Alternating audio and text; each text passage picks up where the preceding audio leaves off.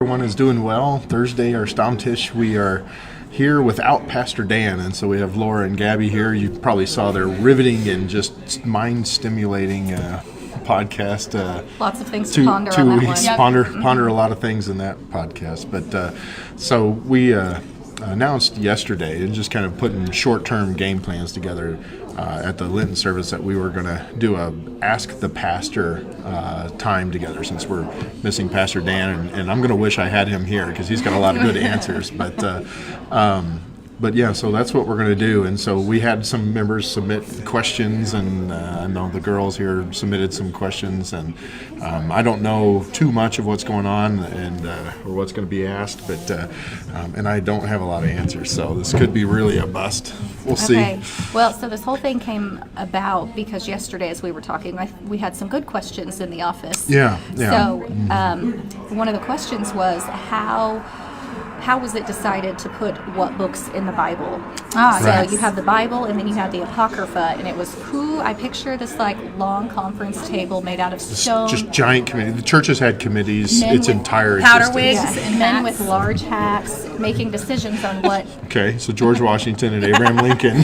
Pretty much. I think more like an archbishop or something. Yeah, okay. Oh, that kind of hat. Okay. Yeah, but going, this one's out, this one's in. So how was it decided? Yeah, so there you go. There's the first question. It's a great question. So, and you probably can hear some cheering. The Masters is on the TV here as we're going. But so basically, how did the Bible get to be the way we know it now? It's because a lot of people don't think about this, but it's important to realize that it's not like the Bible floated down from heaven bound together as 66 books. That there was a time period when somebody may have, I have Paul's Romans, and I have the book of Matthew, and that's all this community even has. And so there's been different books that have ebbed and flowed in and out of the canon.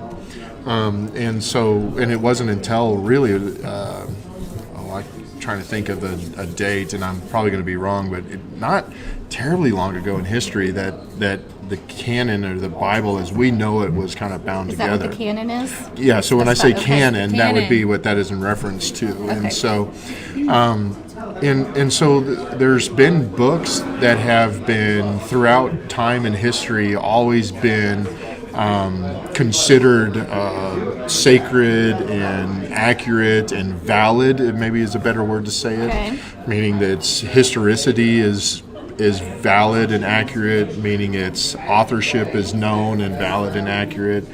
And these books have been passed down and throughout history. They're traceable to their source. They're traceable to their source, and that source has never been questioned in its historicity. There's a whole nother set of books, though, that are kind of have some questions and thoughts to them that are still in the canon. And then there's some books that are just known to be false and bad, and just are known. Antilegomas. Ooh, see, you know some of the I big use that words. right? Yeah. No, wait, well, Antilegomena? Yeah. Yeah, no, you said it right. So the ones that are kind of have always been accepted as authoritative books, we call homologomena. So logos meaning word and homo being same, and so of the same word. So that would be like in the New Testament, Matthew, Mark, Luke, John, Acts, right? And then your 13 Pauline epistles, right? And then so those are kind of the ones that have always been accepted since you can go all the way back to 1st and 2nd century. They've said, yes, these are authoritative, good books, accurate books. We know who the author was. We know the author was someone who walked with Jesus and and was a disciple of Jesus. Nothing sketchy at all. But then there's some other books that just have some questions behind them. So James is one of them. Revelation. Which I'm shocked to hear. Yeah, James, Revelation, Hebrews, Antilegomenas, right? Those. Right. So specifically those three, and there may be some other ones. And I'm used to know a lot more about this, but things spill out. But those books, we're not real sure who wrote the book of Hebrews. Some have said Paul. Luther said Apollos. There's a lot of debate about who wrote the book of Hebrews, about when exactly it was written. There's debate. So the origins are just a little bit more The origins vague. are a little more muddy. And it also, if you look at the church fathers and what they considered to be part of the authoritative and what they didn't consider to be authoritative, there were some church fathers who would say Hebrews is not authoritative, James is not authoritative, Revelation is not authoritative. but there's with those other ones, they really have been considered authoritative across the board throughout history, and so we put those in our canon. And as we put some of those in our canon, it's because they're in line with the ones that have always been considered authoritative. They match. They match the homologomena, right? Kind of match. And then there's some that don't match. That we know the writings are bad. We know the historicity is bad. We know the authorship is a lie. So they're called pseudepigrapha. So pseudo meaning false. Pigrapha, think of graphite writings. Like when they found the book of the Gospel of Thomas. The Gospel of Thomas. Judas. If you remember, like 15 years ago, 20 years ago, remember there's a big to-do. They found the Gospel of Judas, and the church was like, we've always known. There's references to it. We've always known that stuff. So there's it's a fun study, and it's one that won't be able to go into too much detail without taking up so much time. But that's what it is, and it's important to recognize that because how it starts to influence how we read and interpret the Bible. So, like one of the rules that we have in biblical interpretation is we let homologomena, so the writings that have always been considered authoritative, help us interpret the antilogomena, which would be like Hebrews, James, and so forth. The Old Testament gets into a whole different story, but generally speaking, the Old Testament is the Old Testament, always has been and always will be. So always has kind of been the authoritative book. There's been a question about Esther, and that may be one of the only or few that is questioned, because you read the book of Esther, the name of God is never mentioned once in the book of Esther. But I think if somebody really studies Esther, and I like the book of Esther because you can say God is on every page even though his name's never mentioned, and that's part of the reason. It's the hiddenness of God that you're seeking after. But anyways, that gets into a whole other question. We're the guys wearing hats that decided this. So I don't. Who are these church? Who are these people? So these church fathers, you would so you could trace back. Like I always go like to Tertullian and Origen, just the church fathers from the 2nd and 3rd century who walked with the people who walked with Jesus, right? So you can go. We can trace this back to the people who were disciples of the disciples of Jesus. Right? Okay. So meaning they have a 1 degree of separation from like Paul or John or so They're forth, saying this is the which would give them a true. 2 degree separation from Jesus himself. So like the Homologomena is like the greatest hits album of the Bible? Yes. All right. There we go. Okay. All right. Ponder that. Ponder that. That's the CD, the right now, the hits now. That's what Worship now. worship. Yeah. Now that's what I call country. Yes, there you go. That's the Bible. Okay. Got it. No, it's a great question, and it's a fascinating topic to study. It's one that we could spend months in Sunday school going over that, and it's one that's worth doing, I think. At some point, it's one that's worth doing. So maybe that's something we'll bring up in church one of these days. But, Okay. by the way, if y'all have questions you're watching live, there's 3 of you. Hello, all 3 of you. You can type in a question, and we'll look for it, and we'll try to answer the best we can. And we have a few that have been submitted that will kind of hit. Yeah, there's some texts and emails have come through, and so that's good too. Yeah. I was going to do the number 1 right there. So this is a good. I thought this was a good question. It came in and it asked, what are some of the biggest challenges to the Christian church in the USA? And then even getting narrower for hope, you know, and then and just and you know. And it kind of is some of the questions, and there was a number of questions that kind of were along the lines of that.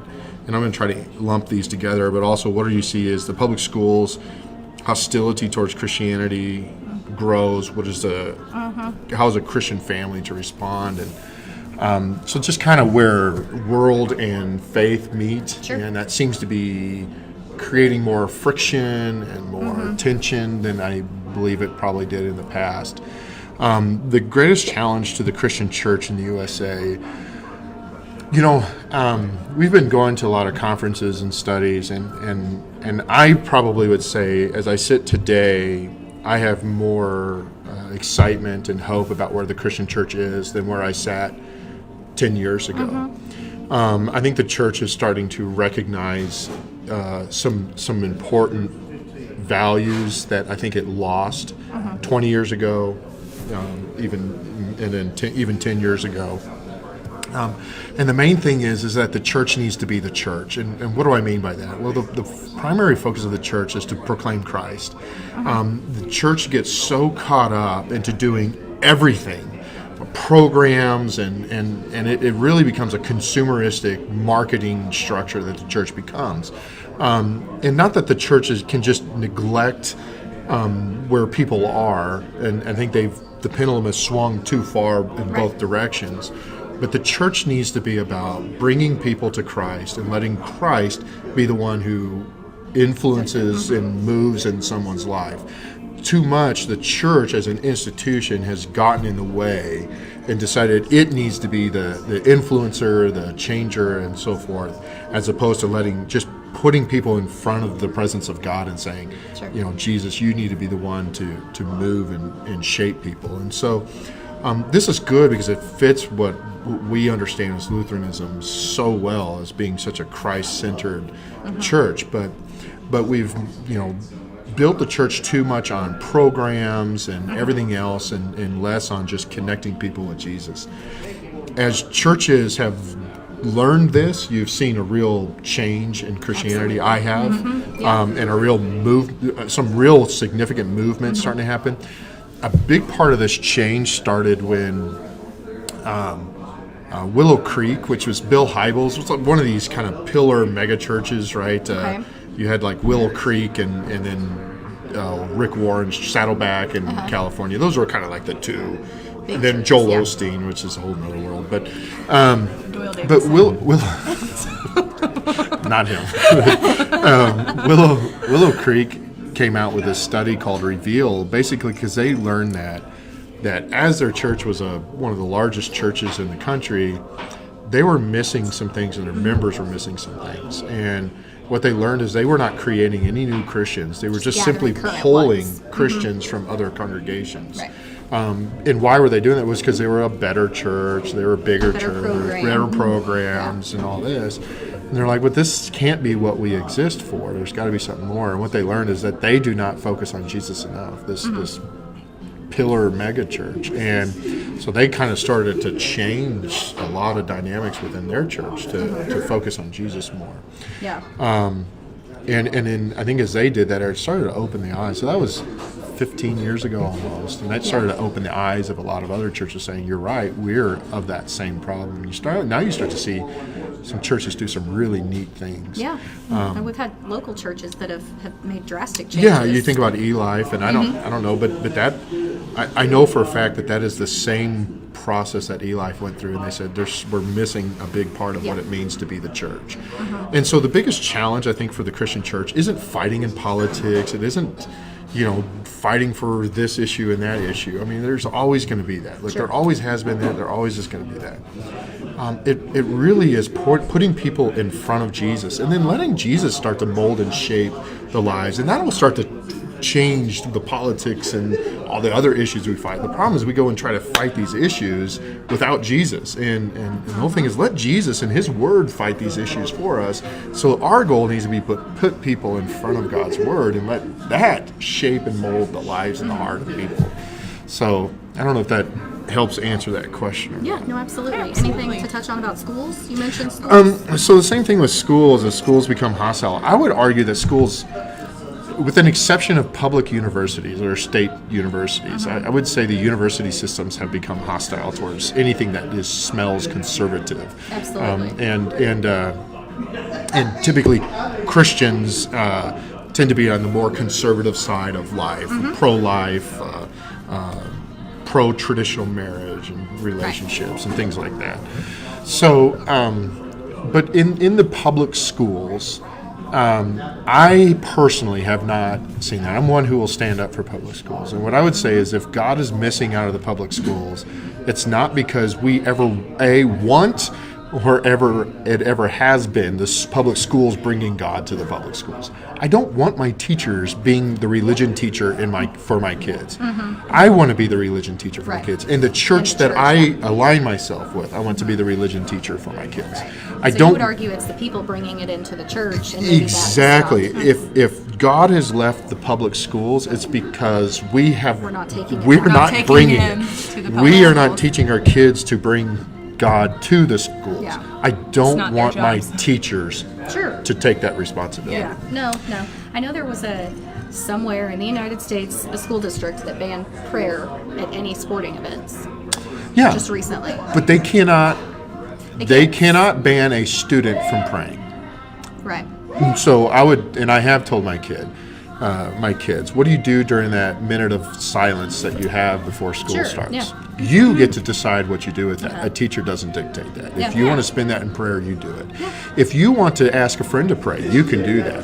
And if and here's the thing, and if they say you can't ask another friend to pray, I would say, they are not part of the government. They are a student. And that's when I think we need to step in and say, stay out of our liberties and our religious liberties. So the state should never be allowed to burden the conscience of individuals. And by and large, there's been times they've tried to infringe on that. The church has had times where it's even went all the way up to Congress and fought that. Even our own synodical president has done that a few times.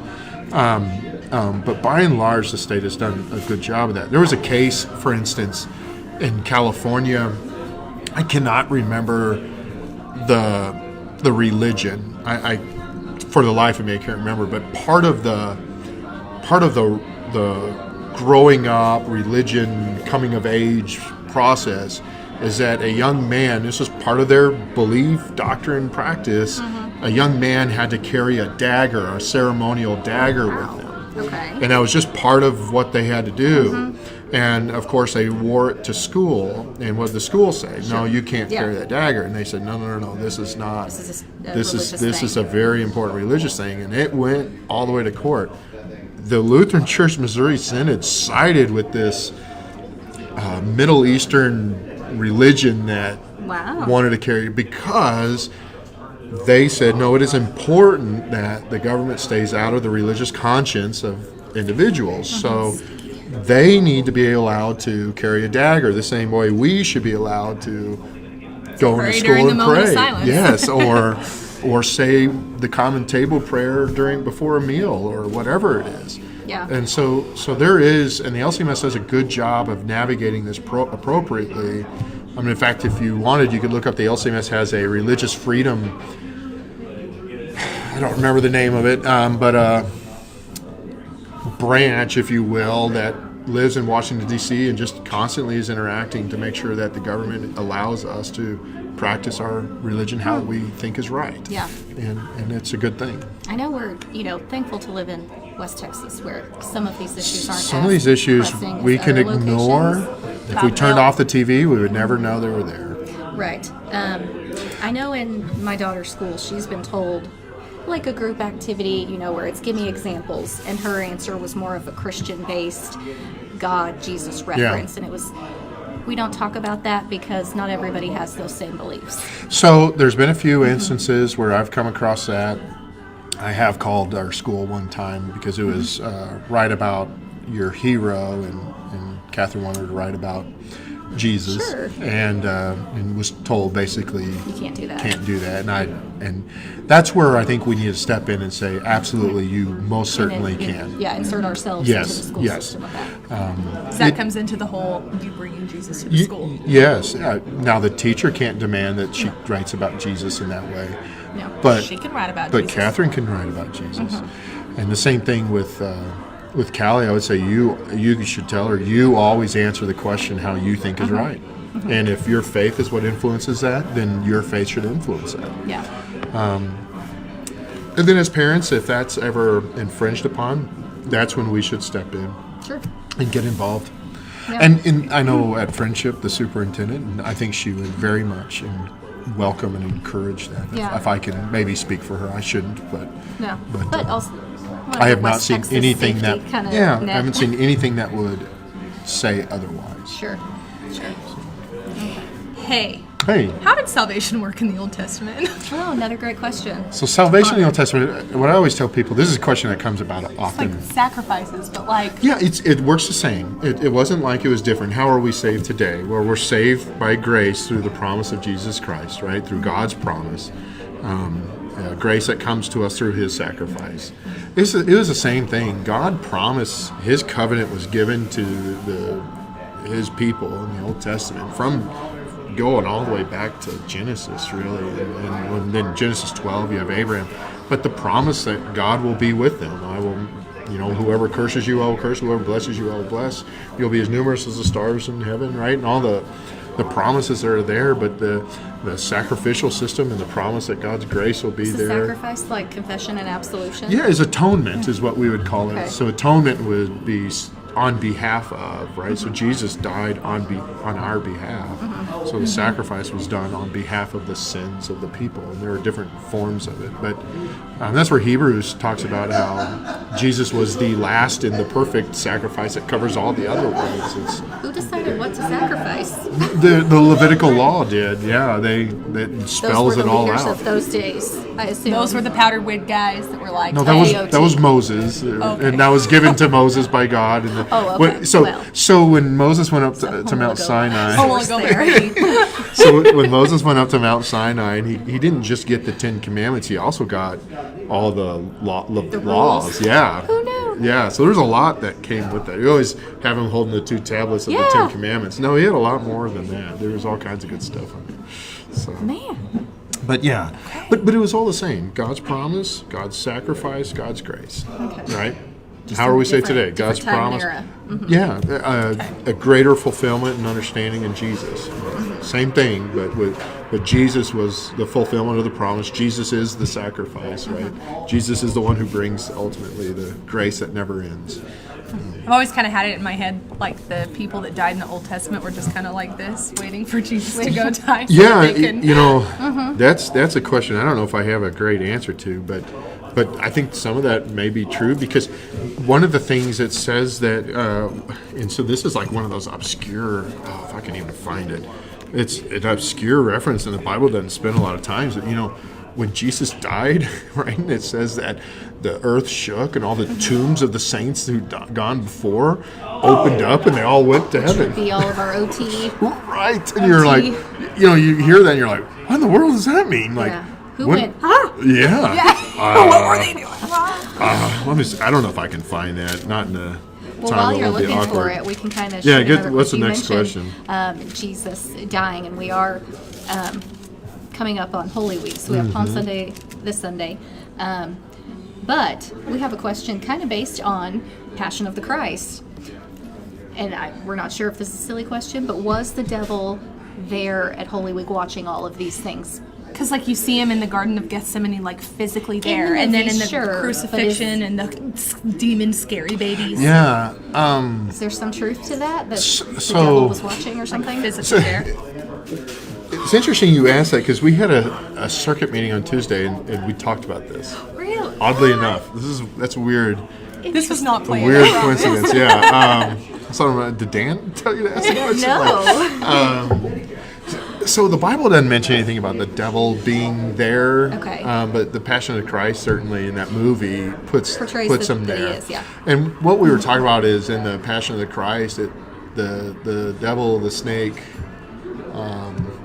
The question came about at the circuit: who killed Jesus? Okay. So let me twist the question. Okay. Who is it that killed Jesus?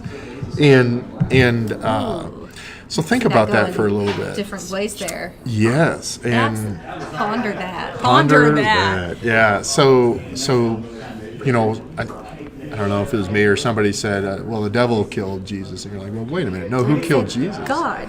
Yeah, and so no, you're exactly It's a right. sacrifice, yeah. God, and it's what it says. My God, why have you forsaken me? Right? I mean, it's and there's other verses, right? I Yeah. mean, God is the one who ultimately put him on the throne, or the cross, right? And but it's not. But then you have in Acts, Peter stands up and says, "You killed the author of life," speaking to the Right, Jewish so then are leaders all who of us, literally, the people who were down and there, then he was died our with sin. our sins who put him there, right? Right. So I think there's different levels that all of those answers are true.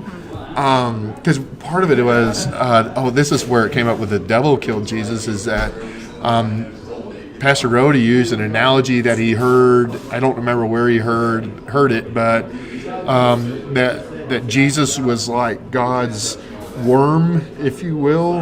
And then what the worm covers is the fish hook.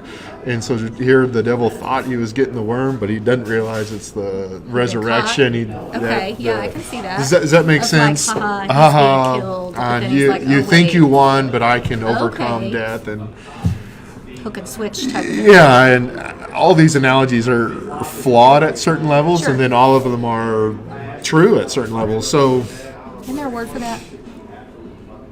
There's a fancy word for that. is there? Antilegomena, baby. No, something. What? No? Pseudo pig. No. I don't know. I don't You know. got me.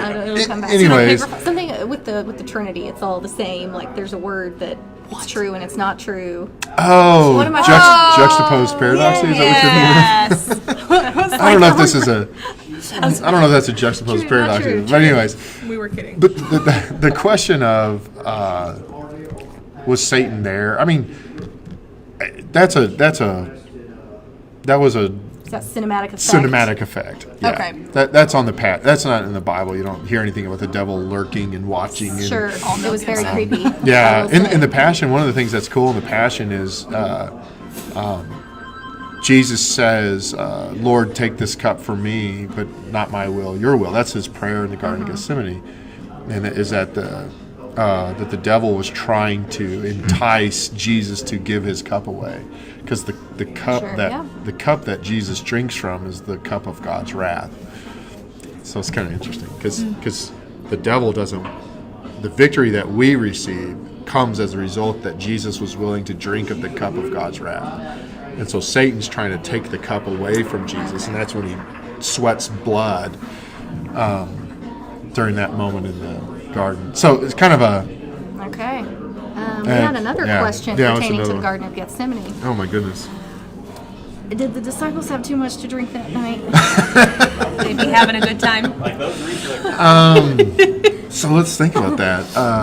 They fell asleep. They did, like a lot. They had like a good dinner. They were full. They had a lot of wine because they They were clean. They were because they were at yeah. Maundy Thursday, right? Right. I don't know. It's kind of all point that way, I guess. I don't know. Right. One can only assume. I don't drink my. We'll assume that not too much to drink, Yeah. but just sleepy. Just enough to be sleepy. Just sleepy. They stopped at the sleepy point. Yeah. Yeah. Okay. All right. I think the next question is over All here. right, What let's else go you over got? here. So here's a question: are we bound to follow earthly rulings, right? And so we talk about, if you read Romans 8 and 9, it talks about how God puts government in place, right? And that is part of God's, we would call it his left hand rule and authority, how the rules that we have. So is it a sin to speed, to go faster than the speed limit? The real answer is yeah, it is. And then it says, how far do we go with this? Like, so do we follow them unequivocally? And the answer is, well, no. So for instance, where a law of the land, right? When it tells us to do something that is against the law of God will always win. So, for example, that would be a pro-life issue. One of the reasons we stand up and we say, no, you cannot make legal what God has said is not right. Now, I can argue pro-life without ever bringing up faith, and I think we should. But from a religious, theological standpoint, that's another reason. Is it okay, therefore... I'll tell you an example where this has come up in many conversations I've had, debates that I've had, is the mandated vaccines. And are we breaking the law by not getting a vaccine if the government mandates it? I would say in this country it gets really tricky.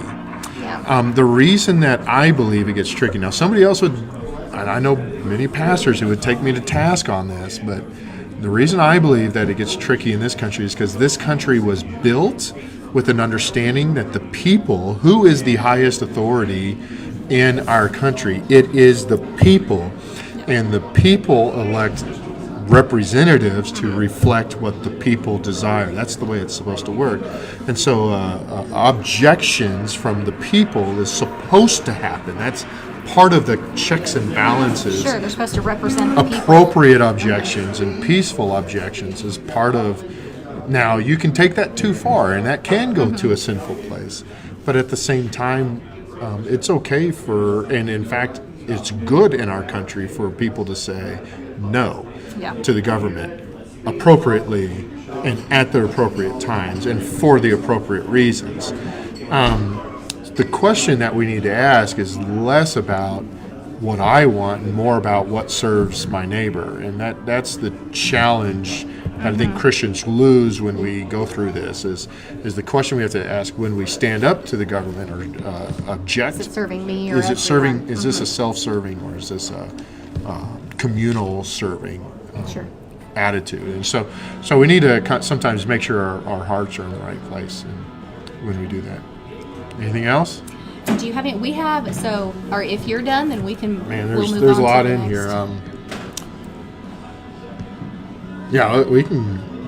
Here's just a couple quick ones. So one of the questions that came is LCMS, where are we in technology? Are we on the cutting edge of it? Or are we behind it? And I thought that's kind of a funny question. So I think you'll find churches all across the spectrum. Yeah, some that are really, really good with technology, and some that are not. The LCMS as a whole traditionally used to be the front runners of everything that is technology. We had the first Christian broadcast radio in this country with the Lutheran Hour.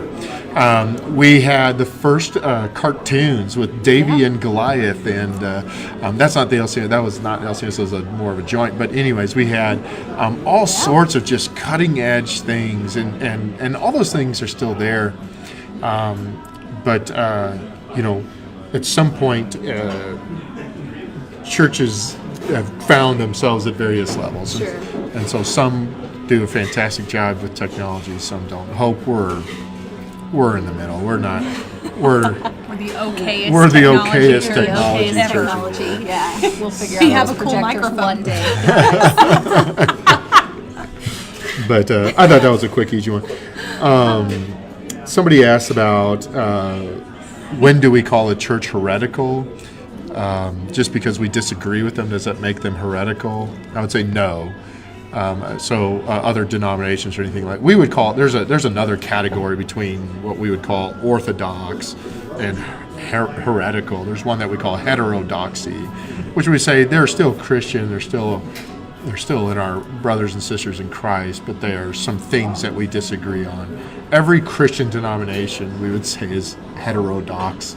I mean, there's still good Christian church bodies, but there's just some things that we disagree on, and that's okay. Sure. Heresy would be like a non-Christian church body. We wouldn't say another Christian denomination is heretical. Okay. I wouldn't. Maybe somebody else would. Yeah. As long as they're Christian. There's some fundamental tenets of faith that we would say, right? Oftentimes outlined in our creeds. Okay. But that's where the creeds become helpful. All right, what do you got? Okay, so we're going to end with rapid fire questions. Okay, rapid fire questions. Like quick answer. I mean, there's a right and a wrong. Oh, gosh. Okay. So I am going to have you pick. Do you want Old Testament or New Testament? Aye. And just keep in mind that in each you have an easy, medium, or hard category. Do you want to go baby bear, like just right, medium? Let's start with the Old Testament. I'm not Old good. Testament, easy, medium, or hard? It's easy. Easy. Okay, are you ready? Yes. Fast as possible. How many books are in the Old Testament? That's not easy. There's 66 in all of it. 39. Thank you. On 39. what day did God create I was man? going to count the New Testament ones. I could do that. Second. Yeah, second. Third. Seventh. Keep going. Sixth. Sixth. All right. How many sons did Jacob have? Did Jacob have?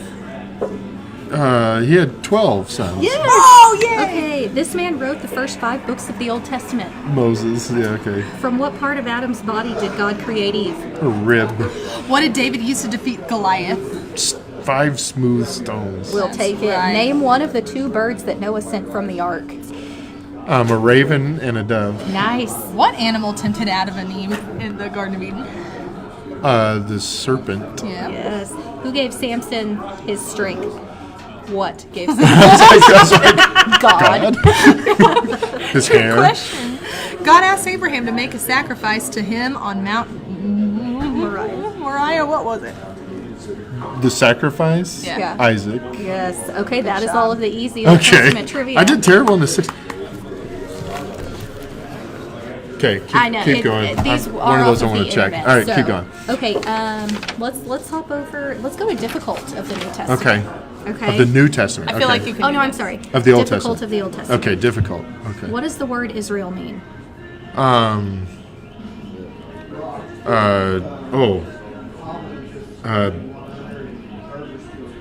Tell me. I don't know. Prevails with God. Okay, I was gonna say. Okay, that Who makes sense. I was gonna say God's people, but I know that was too simple. who was the only female judge of Israel? Deborah, What are the 4 rivers listed as flowing out of Eden? Tigris, Euphrates. Those are 2 easy ones. I can't. I've never heard these words in my life. The Fishon and the Gihon. Yep. Okay. Okay, What musical instrument did David play? the harp. Should not be That was an difficult. easy one. Yeah. You kidding me?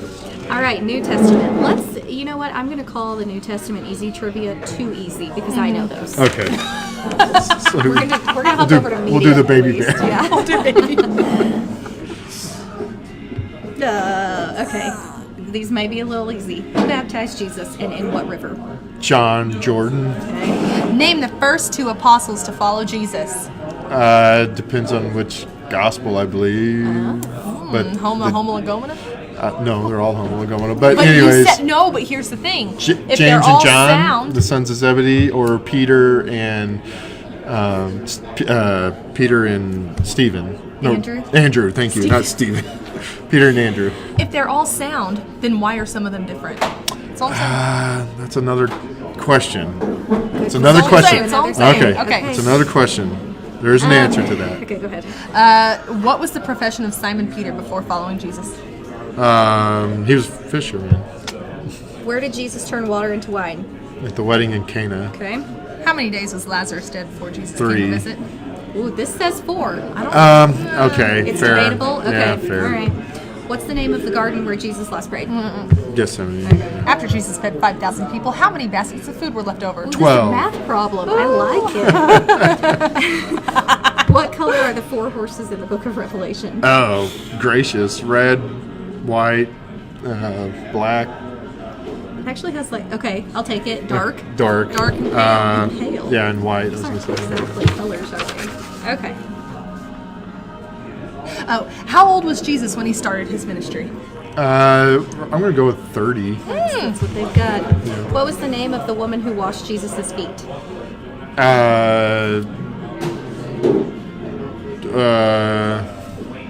Mary? I don't know. I assume it's Mary. It's like, this is they're all named Mary. Wait, it was. Okay, that's a question for later. After Jesus was crucified, who took his body down from the cross?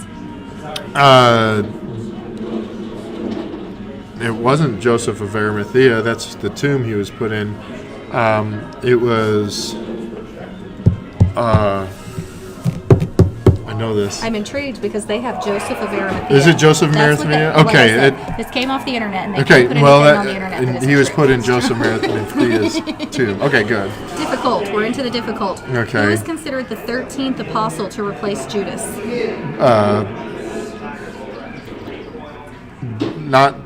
Not Barabbas or not Barsabbas, but it was Matthias. Yes. Ah, good Yeah. job.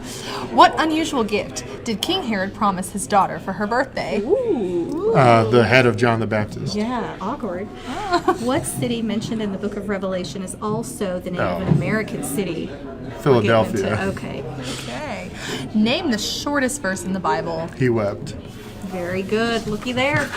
He I would knows. say you did better on the difficult. Oh. I would too. And yeah. So maybe that you was don't good. dabble with the easy stuff. I'm terrible at trivia. I'm awful at that. No, I don't think you are. I like it. Some of the easy in the New Testament was like, where was Jesus born? It's like in children's Children's So I'm going to answer Gabby's question real quick. Okay. You'll read Matthew, Mark, and Luke, and they sound very similar. we would say that these are all God-breathed, but that doesn't take away that they were also written by human hands. We would say they're both at the same time. So they're written different perspectives, different purposes, But the people are flawed. different audiences. Sure. Different views, different. It's like looking at a Different building from two different sides. You're going to describe it differently, but it's the same building. So the one who's like, I thought I was your first follower. like, Well, oh. the reason I say that is and maybe they're all. I know in Matthew it's Peter and Andrew. I'm trying to think if it's the same in Luke. For some reason I thought James and John are in one of the other ones, but I could be wrong. I'll bring this to a present time, real or meme, but the one. So it's a funny video of, I don't even know who made it to the empty tomb first, but it depicts. It depends on who it is. Two On which, of the disciples racing, and they're trying to run faster than the other. Yep. Like, no, it was me. yeah, it's Peter and John. And, like, the different it's Peter and John. writings. Of course, Peter wins. But then in another gospel, one of the ladies, Mary's the one who's there first. She can run faster. It was depicted funny and included some of the writings of like, and he won by, he got there first. He got barely. there first, yeah, but only by a second. Yeah. So like the first call is in Luke is Jesus calling Levi, which is Matthew, the tax collector. So I don't know. Unless I missed it somewhere else. Cool. So someone might have been like home packing a bag or something, and they're like, "Oh, I'm first." Exactly. It's all perspective. Yeah, so Peter, that's in John, I think, when they race. Yeah, That's in John. they're on a foot race to the tomb. Mm-hmm. Yeah. I think. I'm not good at trivia. This is where I wish Dan was here. He's a lot better. He's a lot better at that stuff. Miss you, Dan. Miss you. Miss you, Dan. Okay, Brendan. Okay. Okay. No, John, Mary's the one. Our viewers right now are so confused. And we'll Moving cover on, that- we're gonna close. We'll cover that later. Yeah, that was. Thank just, y'all. rapid fire Hope y'all had questions. fun with us. We enjoyed it. Thank We you. had fun. Thank y'all.